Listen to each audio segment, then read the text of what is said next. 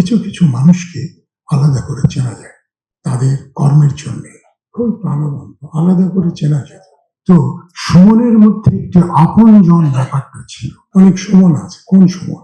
তো বললো যে শামস সুমন।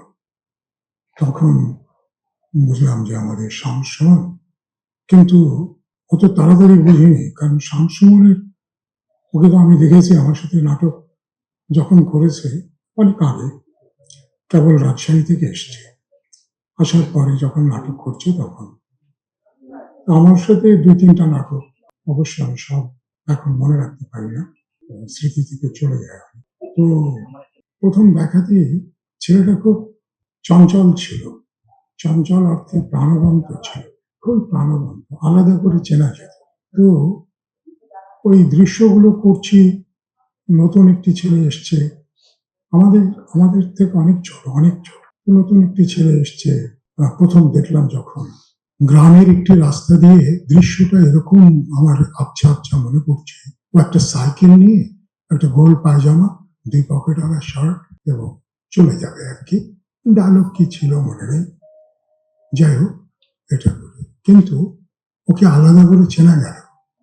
সবাইকে তো আলাদা করে চেনা যায় না, আমরা সবাই একরকম থাকি, কিন্তু কিছু কিছু মানুষকে আলাদা করে চেনা যায় তাদের কর্মের জন্য, তাদের বডি ল্যাঙ্গুয়েজের জন্য, তাদের হাসির জন্য, নানা রকম বিষয় থাকে। সেই জায়গাটাতে এটা খুব বলে করে তো হয় না, হঠাৎ চোখ যেন যাচ্ছে যে এই ছেলেটা আলাদা। অর্থাৎ আমি এভাবে বলতে চাই যে সমাজে শুধু নাটকে না, বিভিন্ন জায়গায় আপনজন বলে একটা কথা আছে। সবাই কিন্তু আপনজন হতে পারে না, অনেক আত্মীয় কিন্তু আপনজন হতে পারে না, এটা আপনারা সবাই জানেন, এটাই সমাজ চিত্র। আবার অনেকে আছে একটু দূরের আত্মীয় কিন্তু খুবই আপনজন। তো সুমনের মধ্যে একটি আপনজন ব্যাপারটা ছিল।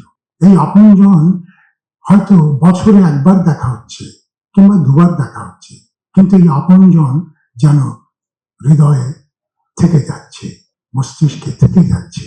সেই একজন ছিল সুমন। ওর হাসি কখনো ওকে আমি ম্লান অবস্থায় দেখিনি, কখনো দুঃখের চেহারা ওর আমি দেখিনি, আমার মনে পড়ে না। হাসতে দেখা হলে একটা হাসি দিয়ে বলতো কেমন আছেন, এরকম। কথাটা একটু দ্রুত লয় বলতো, হাঁটতো একটু দ্রুত লয়।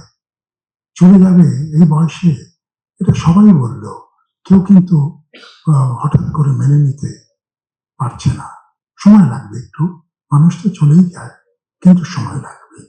সুমন, তুমি ভালো থাকো, যেখানেই থাকো, আমাদের অন্তরের অন্তঃস্থল থেকে দোয়া থাকলো, অনেক ভালো থেকো।